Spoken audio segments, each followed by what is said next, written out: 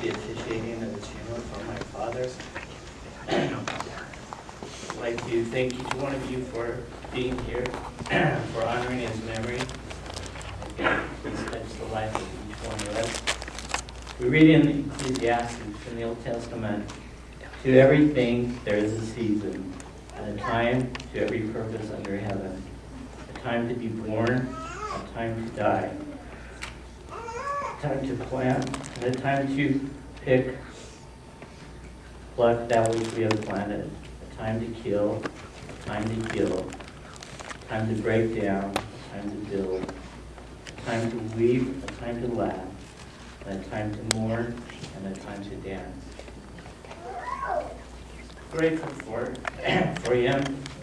We're able to celebrate his life, to mourn his passing, but more importantly to examine our own lives and to look at how he has influenced each one of us for good, the legacy that he has left behind. The program has been outlined on the purpose you have. The family prayer was given by Curtis Ellis, prelude by Afton Castlemaine. We'll have the opening prayer by a great grandson, Seth Farron, a musical selection by Afton Castlemaine, Maine Autumn Leaves, and then the reading of the obituaries by Sage Pilati and Alyssa. Jacob, we'll go to that one.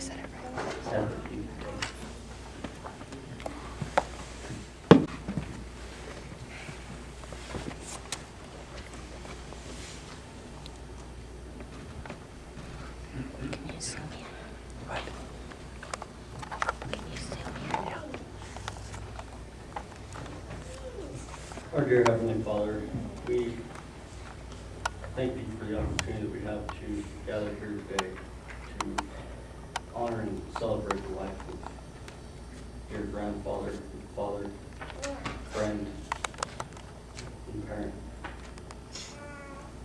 We ask thee for blessing on everybody here, that through this hard time we'll be able to see the example he set in our lives, and we'll be able to look towards that for help through this grieving process. And we ask a blessing on him as you take him in your arms, as he joins his beloved wife and grandson and other family before him, that he may be taken care of and he may be able to watch down upon us and check upon us often. We are so grateful for the time we've had to be able to spend with him, for the memories that we've made.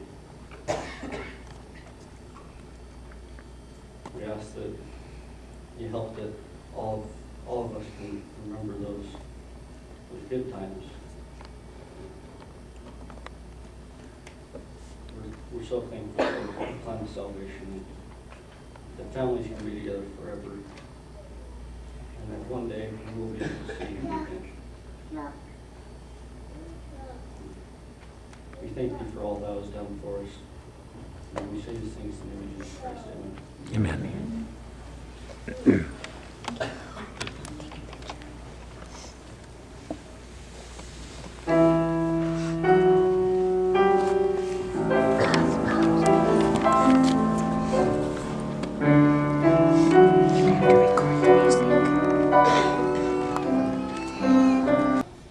Passed away peacefully at his home on January 8, 2016. He was born on November 10, 1923, in Ogden, Utah, to Alma Leroy Ellis and Mabel Autumn Ellis. He was raised in Pleasant View and Riverdale, where he and his siblings Leona, Glenn, and Howard chased lilies through the family farms and orchards. At an early age, he worked at the family farm alongside his father and developed a love for nature and learned the secrets on how to cultivate the earth to make things grow and produce. Fruit farming was his application.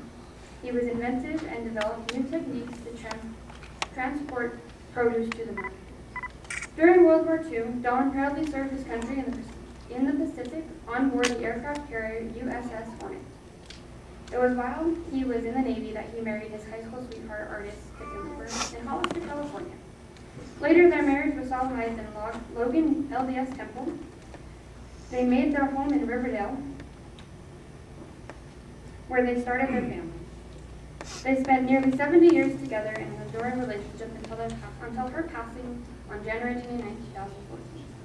She was his ultimate passion and made her, along with his family, the focus of his life.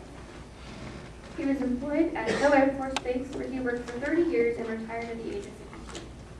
The remainder of his years were spent attending games, dance competitions, school programs, and music recitals for his grandchildren and other family members. He and artists hosted endless Sunday family dinners. He traveled with artists and his family. His favorites were Europe, Palm Springs, and Yellowstone Park. He created stained glass art pieces, pottery, and enjoyed painting and collecting artifacts from the Southwest. He was a faithful member of the LDS Church and held many callings. He was a member of the Sons of Utah Pioneers and Young Farmers. Together, he and artists are the parents of 3 children: Bren, Tamara Ellis, Sherry, Trace Barron, and Jana Jacobs, and Reed Mecca. 10 grandchildren, 32 great-grandchildren, 1 great-grandchild, and lots of nieces and nephews. He was preceded in death by his sweet wife, parents, siblings, and 1 grandson, Seth Barron. Don was a wonderful, loving, and devoted patriarch to his family. At the age of 92, with his family in attendance, he passed away, leaving a grand legacy of love for those he leaves behind. Funeral services will be held on Friday, January 15, 2016 at 11 a.m. at Lindquist Ogden Mortuary, 3408 Washington Boulevard. Friends may visit with family on Friday from 9:30 to 10:30 a.m. at the mortuary.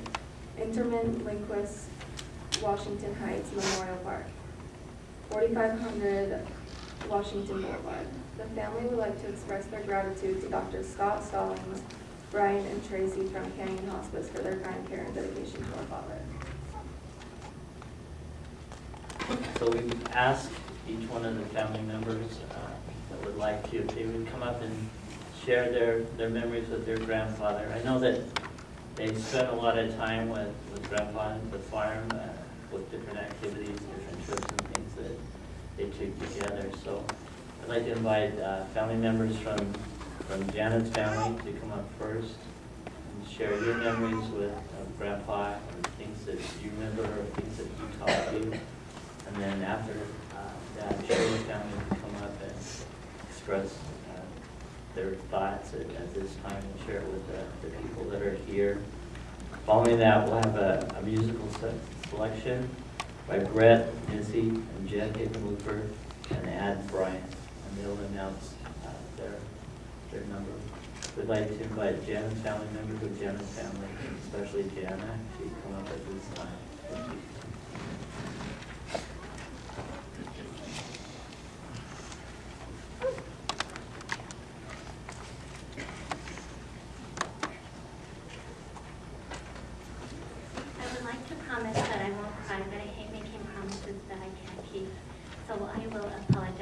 Beforehand. Dad was an extraordinary man with many wonderful traits and qualities. He was generous, hardworking, creative, talented, smart, funny, mischievous, optimistic, grateful, loyal, and courageous. And those are just a few. For every one of these qualities, I have stories and memories of my dad, but I won't be telling them today. When I was young and growing up, Dad worked hard. He worked in the base all day, and then he'd come home to a wonderful meal that my mom would have prepared, change his clothes, and work in the orchard until dark. Some of my favorite memories of my dad are being in the orchard with him. Let me ride on the tractor with him and help him plant trees, and I would walk with him to set irrigation water. In the summer, I would work on the truck, cherry truck, and gather buckets at the end of the day. Those are some of my favorite memories when I was young. When Dad became a grandpa, as we all know, he became the best grandpa possible. Courtney can't be here today. She's in Colorado with new twin babies, but she has often said that almost all of her childhood memories include Grandpa and Grandma.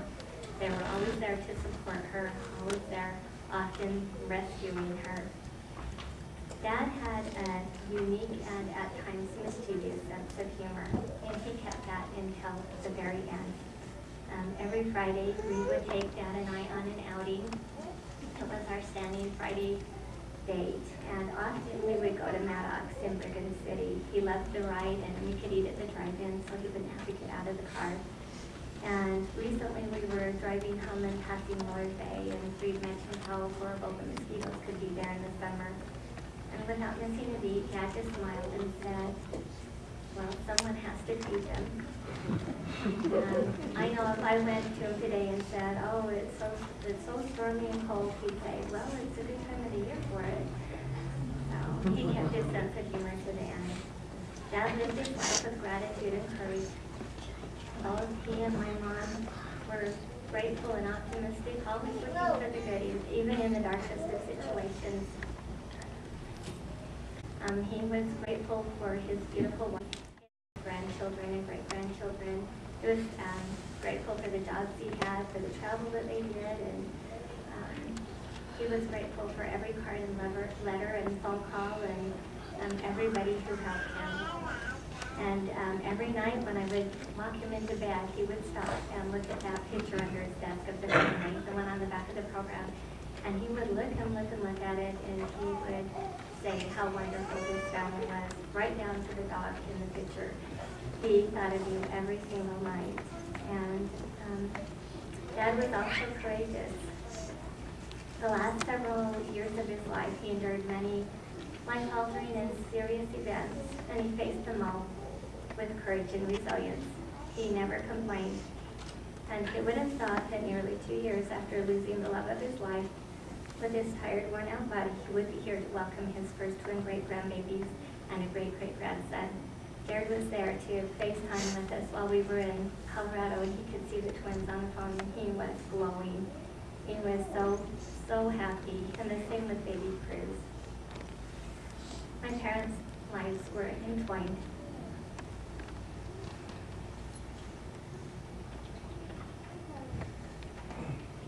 In every way possible. And we are all bound to them through their great love for us. They are a thread, and they're together again, exactly as it should be. Dad and Mom gave me life, and in the end, Dad gave my life purpose. And I will be forever grateful for the time I got to spend with him. So I just want to say once again, thank you, Dad, and I love you.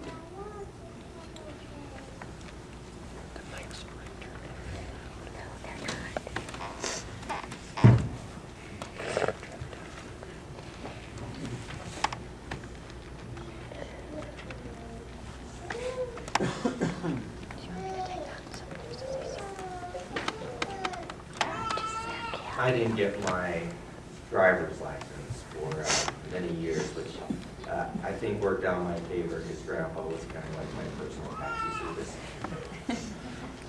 And, picking me up places. And I tried to ride my bike, but when the snow got bad, he'd always come and get me. Often show up without me asking him to. He just, most of this time's over there. It was his car parked right there. Well, during the summers when I would help out on the farm, I'd often stay at Grandma and Grandpa's house. And I was always amazed at how Grandpa would wake up so early. I thought I was getting up early, but by the time I got up, he'd been up for hours. I kind of found out how he did that later on when I had a job which I had to wake up at 4 a.m. for. And Grandpa gave me his alarm clock, so this helped me get up at 4 a.m. And it did, and I used it for several years until the neighbors complained about it waking them up at 4 a.m. Through most of my life, my grandpa was like this Superman with endless energy. Always seemed to know what to do, even if it seemed a little crazy. I remember a week before he had his stroke, I was going to help him, help his friend Claude trim trees. And I drove up and I saw a bunch of old men gathered around a tree, and my grandpa had climbed up the tree, was hanging by a branch upside down with an electric chainsaw in his hand, cutting off branches. He was fearless. He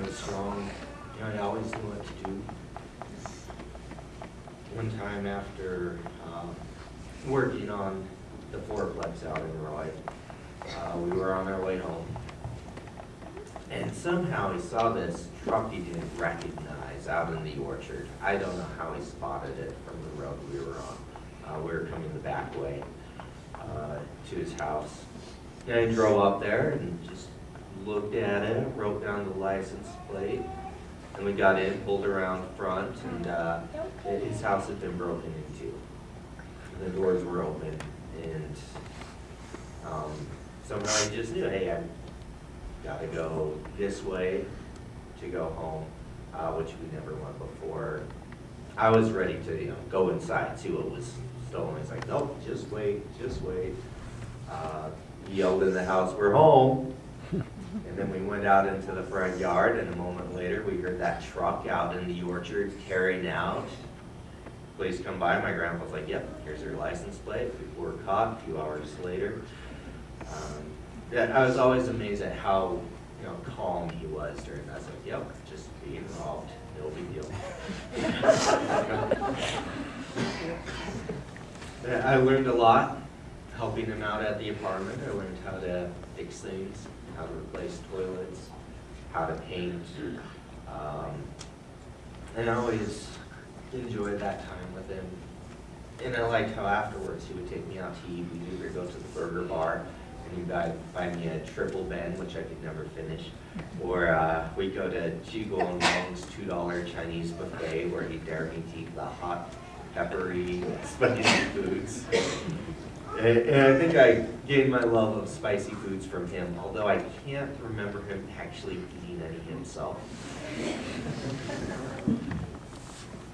I also gained my love of cats from him. I learned how to play chess from Grandpa, and he never let me win. When we found out about his passing, my son and I played chess, and I didn't let my son win. And I will miss him. But I know this is a good thing, and that the last couple of years were hard. That I will miss him. Thank you. Grandma Artis and Grandpa Don, without talking about them together, because there were a lot of individualized experiences, but so many experiences were both of them doing things. And I think everybody's going to have a lot of kind of similar stories because they seem to be in different places at the same time, which is kind of amazing. So, I left Grandma Artis' funeral nearly 2 years ago in awe. Everyone shared amazing and somewhat similar stories, and yet they were so personalized. It was incredible and almost magical to hear how many people Grandpa Don and Grandma Artis had touched. I still can't comprehend how they did it. It really is amazing.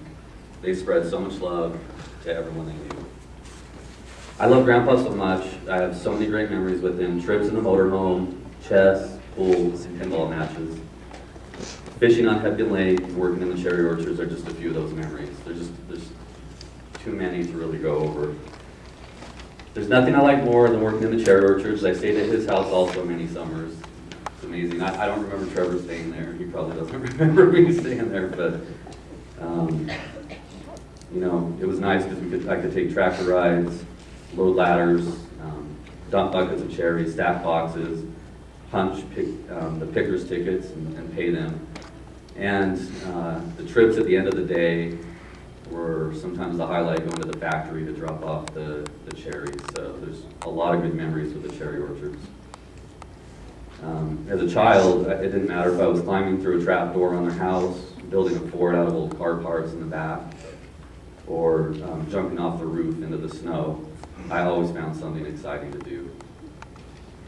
Many of the things Grandpa did for me required a lot of patience. I wasn't the easiest teenager in the world. Grandpa often untangled my fishing line. He taught me to play chess.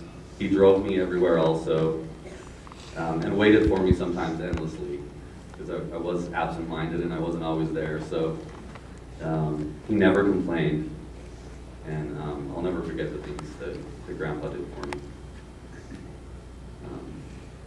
Finally, I want to thank my mom, Brent, and Sherry for being there for Grandpa.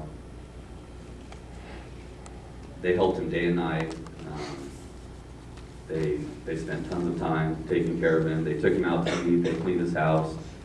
You guys cared for him every single day. You showed him love and compassion, helped him maintain his dignity as things got difficult for him as he got older. And I just want you guys to know, one of the last things he said to me was how lucky he was to have such great kids. So thank you for doing that for Grandpa.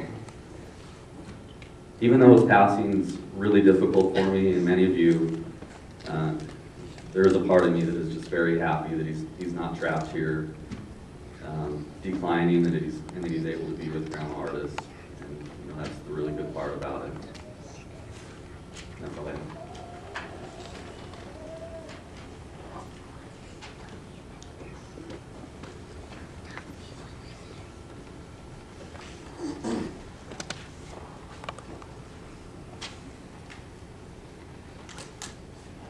Can you see me? The mics are here. It's fun to hear everyone talk because, like Jared, I don't know if you or Trevor said it, but Dad made all of us feel like he was just doing it solely for us. And yet I think Mom and Dad had a mission with me, and that was they were going to make sure that when they were gone that I knew where everyone was and what they were doing and who they were with and if they were okay, so I could report. And so thank heavens for Facebook, because I would have to give him the daily report on every one of you. And he cared. He really cared. Well, what are they doing? So I want to talk first about some of my really strange and unusual memories about my dad. First is he used to have this really gorgeous wavy black hair, and we had curlers that were called spoolies.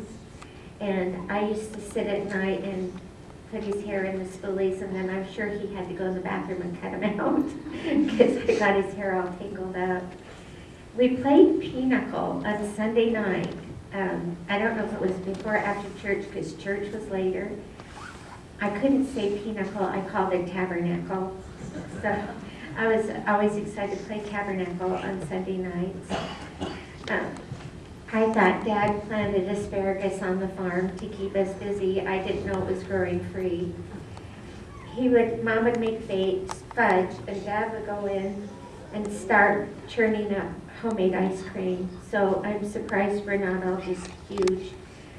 He gave me the ice cream thing, and if you come to my house, it's the base of my little fountain that the water comes out of and goes down into our pond. I think I had some nightmares about seeing monsters on my closet doors upstairs. Jan and I used to share a room when we were little. And so Dad said that if I wanted to have my room in the scary basement that had no windows, I could move downstairs. And so I moved downstairs, and it was just cement walls with a cheesecloth ceiling at first.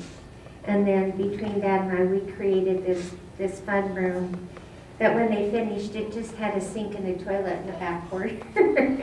We only had one bathroom. I guess they were tired of me haunting it.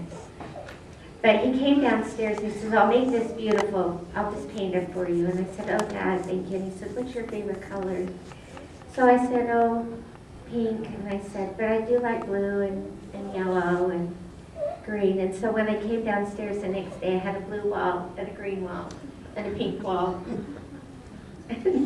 Yeah, and then soon he put the beautiful knotty pine up in my room. And he was constantly trying to create things. He put the tools on the wall in the hall to go down the stairs. And one day I came home and the tools were all painted, and he just like painted over the tools and the wall, so he knew where to put them. You get it? He taught me how to drive, but he taught me how to drive backwards. I had to back the Jeep, the 44 wheelage Jeep, backwards down the aisle so they could throw the cherry buckets in the back. So I had a hard time with my driving test, but I sure nailed that parallel parking. He was really strong-minded, and I guess we were just the kind of kids that if he said it, then that's what we were gonna do.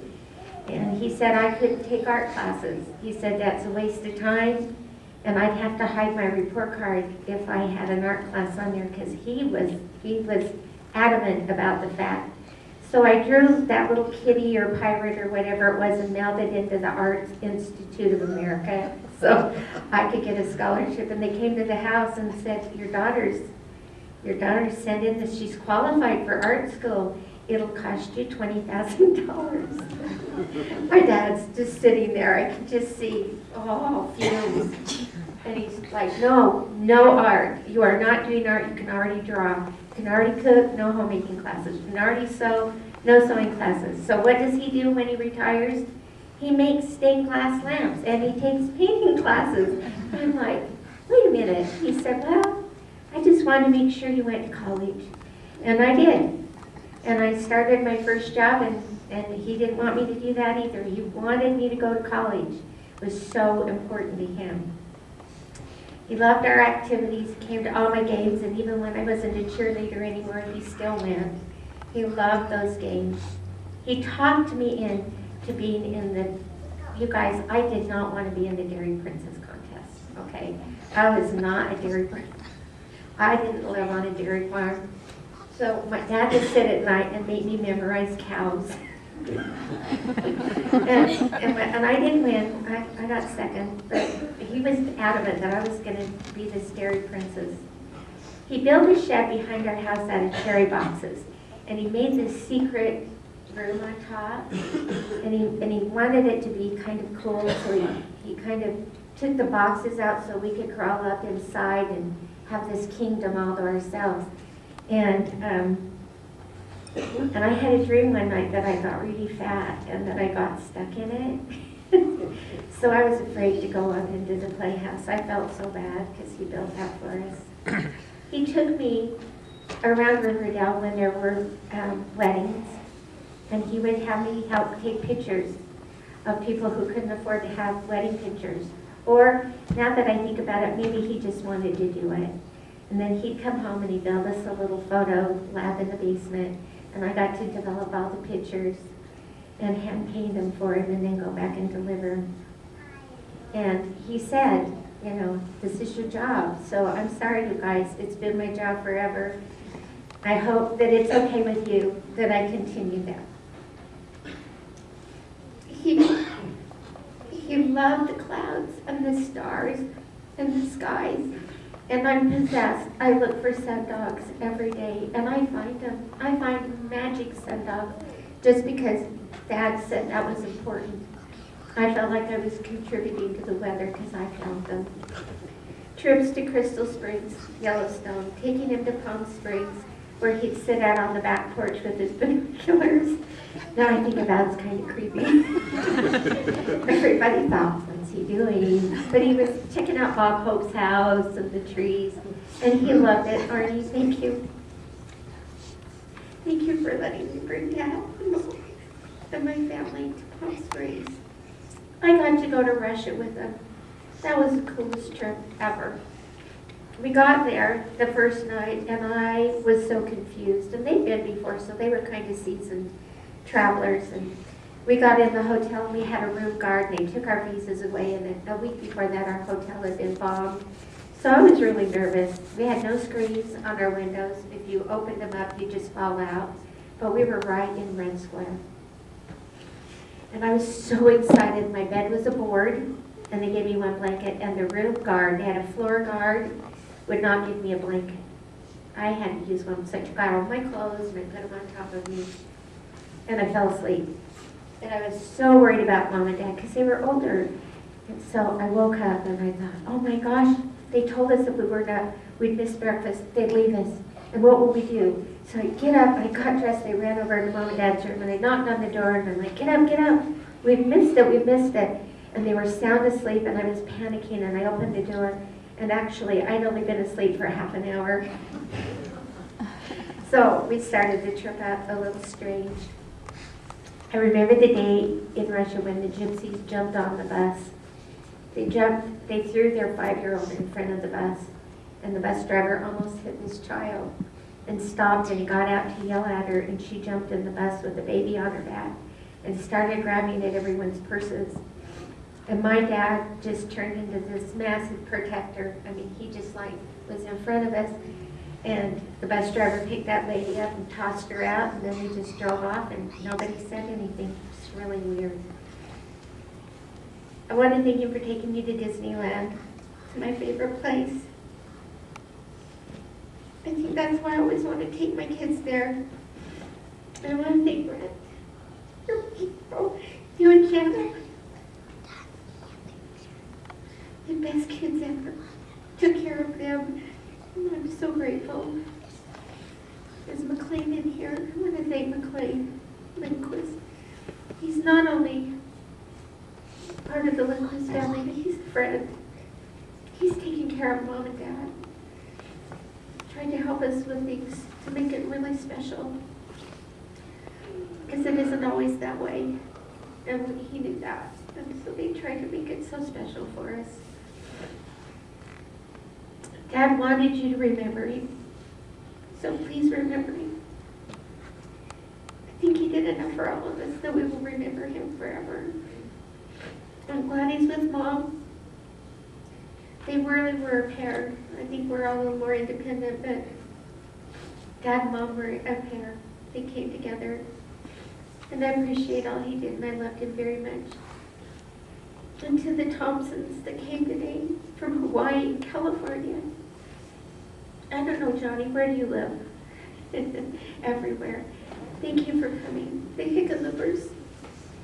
Thank you for coming today. I know your hearts are broken.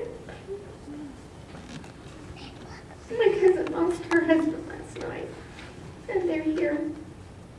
And to Dad's cousins. To the cousins, the real cousins that are still here, the first cousins, thank you so much. And to the nieces and the nephews, and all of his friends in Riverdale. Thank you all. My sister-in-law, my kids, my nephews and nieces and their spouses. We are so lucky. And I love you all. And I want my grandkids to know, and my great-grandbaby, how much Grandpa cared about you. He's watching you now, so be careful. I love you all. Thank you. It should be Seth's turn to go, because he's the big brother. It's not here.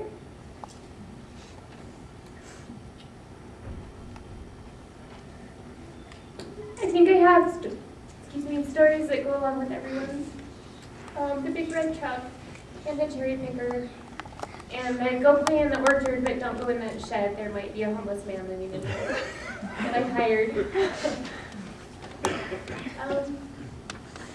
I remember Grandma and Grandpa always being there for everything. I remember walking by him and watching him hold her hand. And I remember thinking, that's so sweet. I hope I can always hold someone's hand just like Grandpa does. Because he just loved her. I remember going to Disneyland in the motorhome and going through an earthquake at Disneyland. And I remember Grandpa just saying, I think we just had an earthquake. Everybody okay? No, it was never a big deal.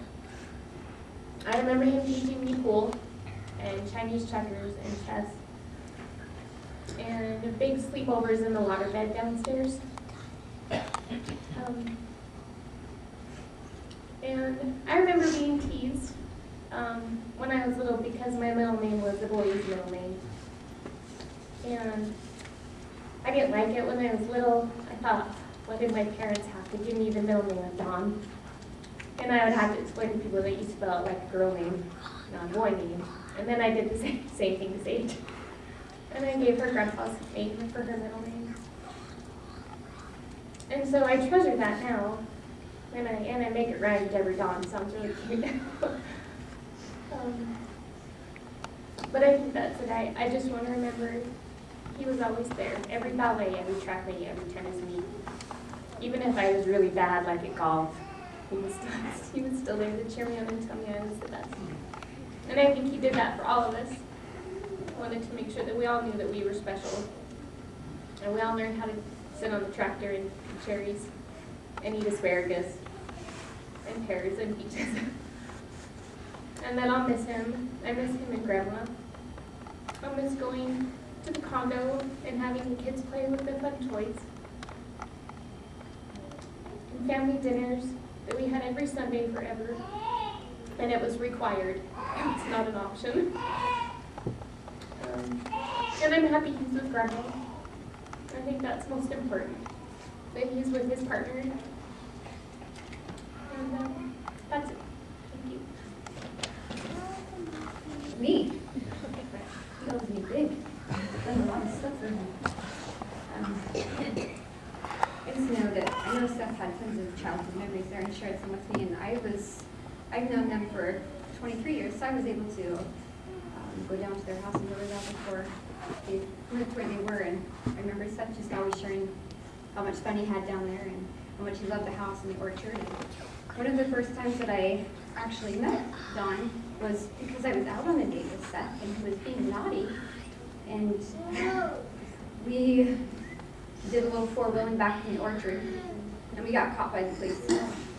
Seth tried to explain to him that it was his grandpa's house, and we had to go to the door, and they'd ask him, and he was like, "Oh yeah, they're my grandkids, it's fine." And I was scared. That wasn't a very good time to meet somebody. We're just dating, but it was fun. Shortly after, when Seth and I got married, Don let us live in the apartment under the duplex, which was a little bit scary, but he would always come by and try to help give us things or put in things. He was very creative with what we had down there, and it was kind of fun. Or he'd bring us something that he found from out in the storage that maybe we could use, or I think mostly he just wanted to come and see his new grandbaby.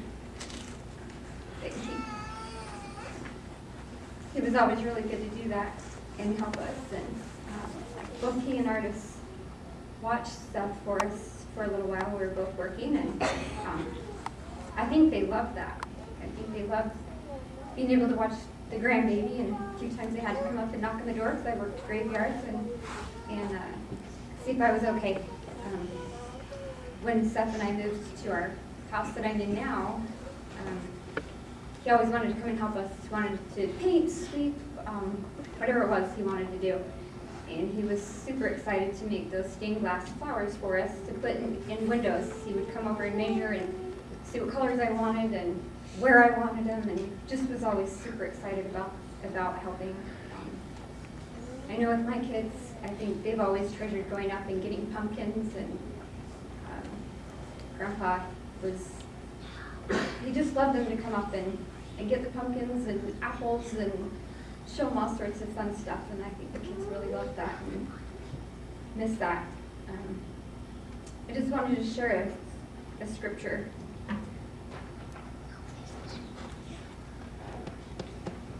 It's in D&C 42:46. It says, "It shall come to pass that those that die in me shall not taste of death.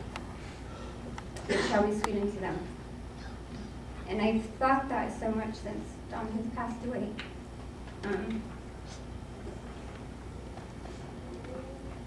How happy I am for him to be reunited with Artis and Seth. I hope he gave such a big hug for me and my kids, and I'm glad I was able to know both of them, and I'm glad he's with Seth. I'm glad that we have them all. I'm very thankful for my Savior and for the atonement that we have. I'm grateful that we are able to live with families together again. And we'll miss them. And,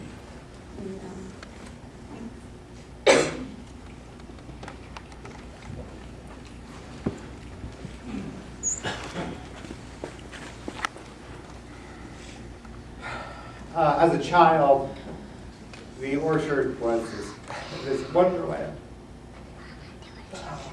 Not doing very well at this. I was really hoping I'd get further before I started to cry. It was this magic place where you could go and discover things and dig through things. And I remember, gosh, I must have been 10 or 11 when I finally discovered that secret little room above the garage. And it was like, holy cow, I've been to this place 1,000 times. And here is this secret little hidey hole that I'd never known was there.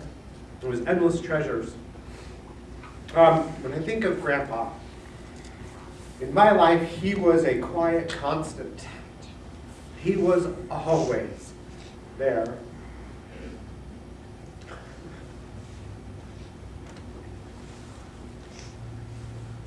He didn't need to be the center of attention. He didn't need the spotlight. He was always there to support us.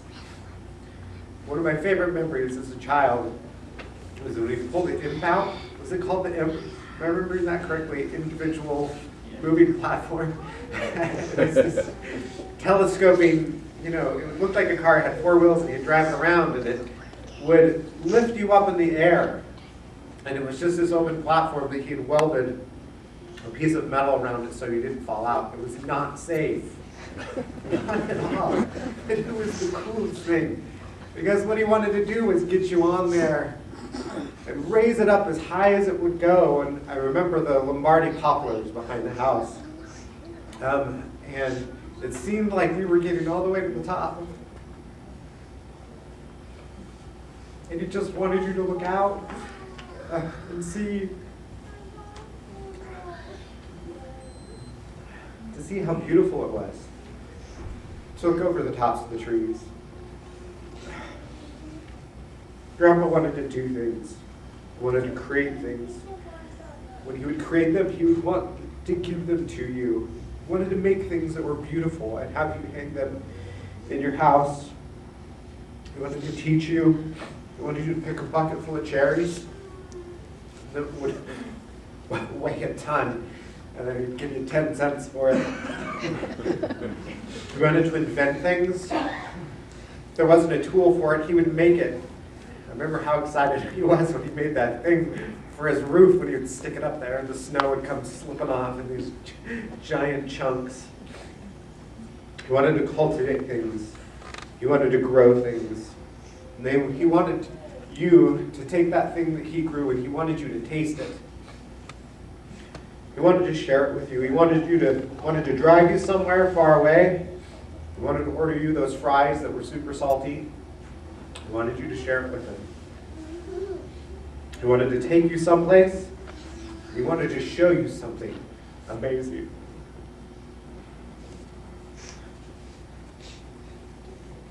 That sense of wonder, that sense of beauty. Looking at the skies, telling you what those kinds of clouds were and what it meant.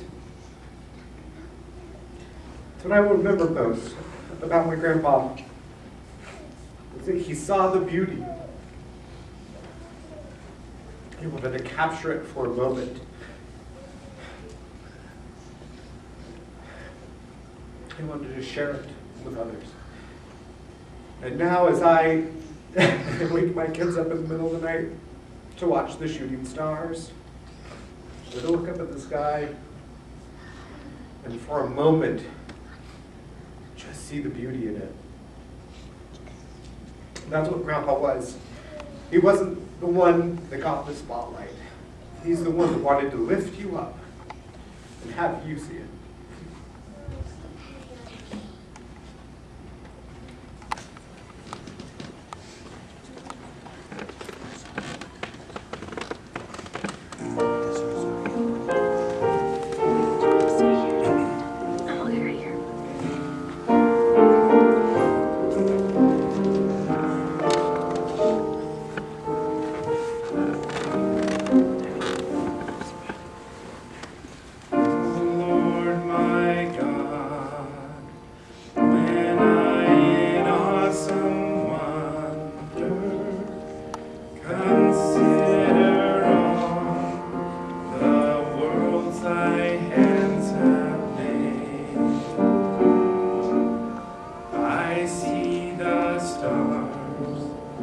I hear the rolling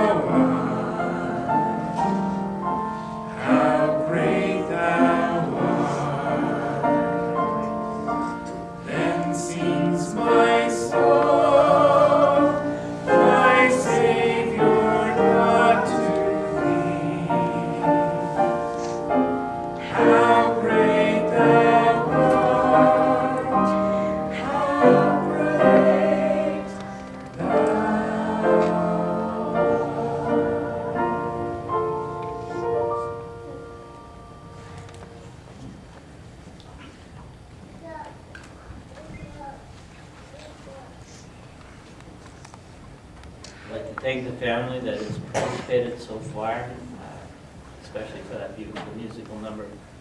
So that was my dad's favorite, you know. I'd like to invite the members of my family who would like to come up and share their memories with about Grandpa, and I'll make a few closing remarks.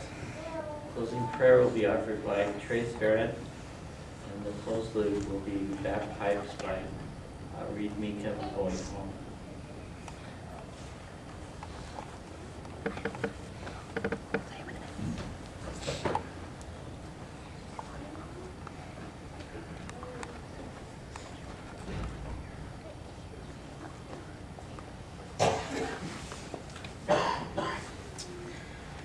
This is the oldest I have the opportunity to start for.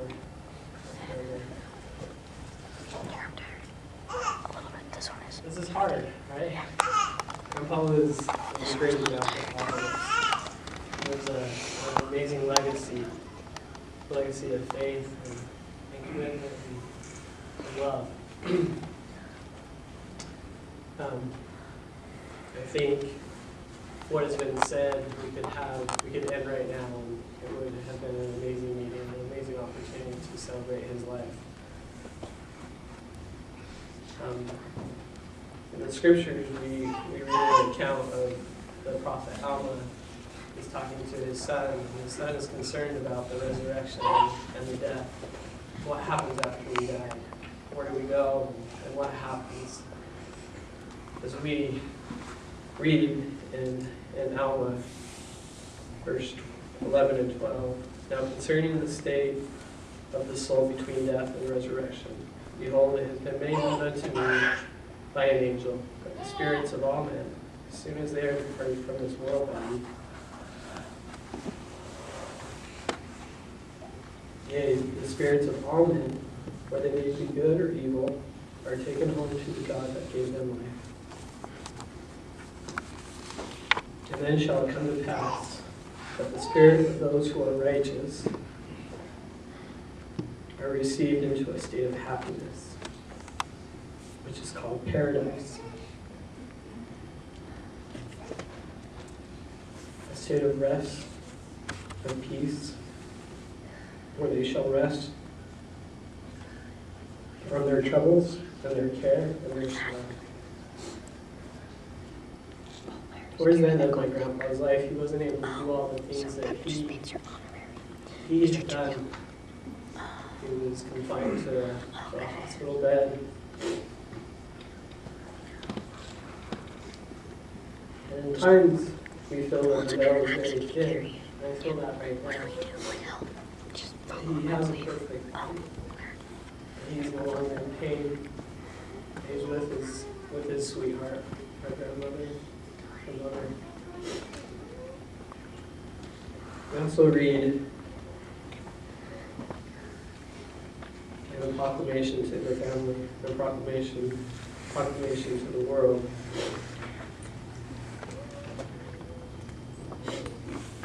The role of fathers.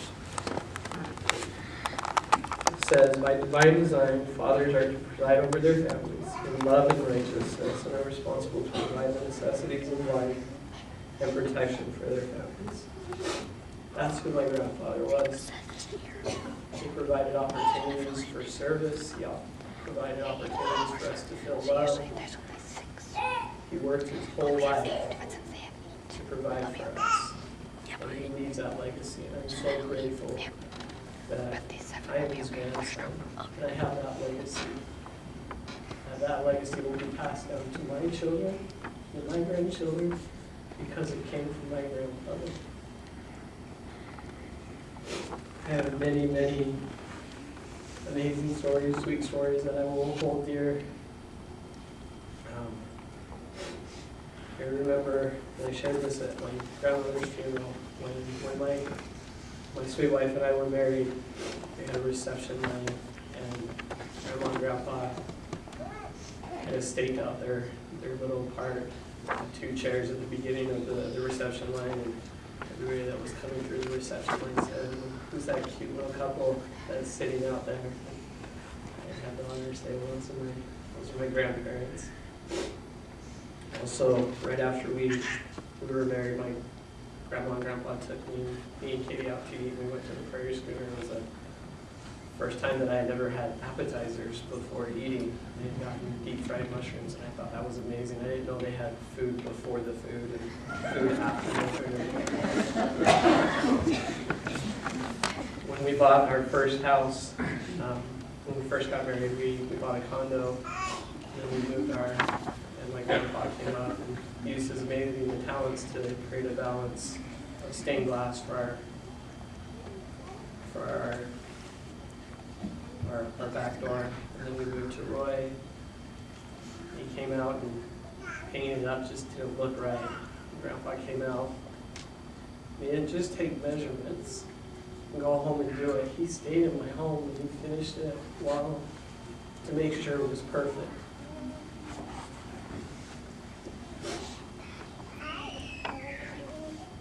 I wasn't able to go to his last birthday. My family and I had an opportunity to go to Disneyland. And before we went to Disneyland, we went up and gave him a little birthday card. That was the last time that I was able to talk to him. That's a cherished memory of mine, you know. Last time I did see him alive, we were able to give him a blessing. My dad gave him a sweet blessing, and a blessing I remember. Specifically talking about how he lived a long, good life, and the legacy that he left. And we're all testaments to what a great legacy he has left. That we are sad that he is gone, but I know he is in a much, much better place. He is with his sweetheart, our mother and grandmother, artists. When Grandma passed away, it was the last time we could say our farewells. Grandpa was sitting right by the casket. As I passed by Grandma, I said, "Grandpa, how are you doing?" He's like, "Not doing good." I know he missed her.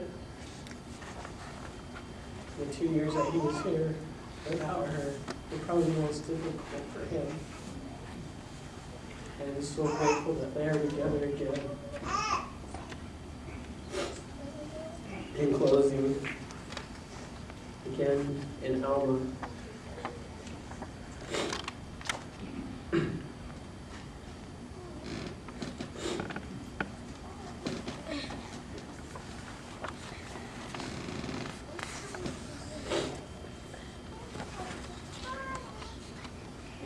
verse 23 it says, "The soul shall be restored to the body, and the body to the soul, and every limb and joint shall be restored to its body.